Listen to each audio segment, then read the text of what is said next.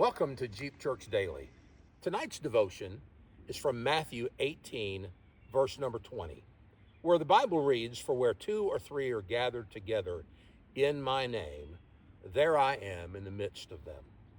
There's something special about gathering with other believers. Anybody who enjoys Jeep life understands this. A trail ride is a different thing when you ride alone versus when you ride together. Sure, you can travel alone, you can travel solo, but there's encouragement, strength, and safety when you're traveling with others.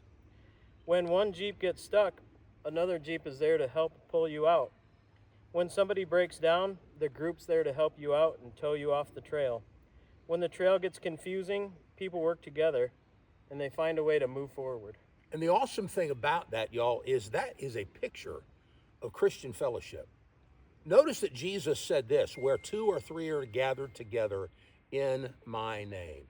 He didn't mention huge crowds or fancy buildings or impressive stages, just believers gathering around him. There's power in Christian fellowship because Christ himself is present amongst his people. The Christian life was never designed to live in isolation. One of the enemy's greatest tactics is to get believers disconnected from church, disconnected from accountability, disconnected from encouragement, because isolated Christians become vulnerable Christians. Even the most skilled Jeeper can get into trouble alone on a difficult trail. But traveling together changes things. Sometimes discipleship is simply showing up for one another, praying together, worshiping together, encouraging one another to keep following Christ. And notice this phrase, "in my name." This is not just being around people socially, it's gathering around Jesus. Because when Christ is truly in the center, fellowship becomes more than friendship.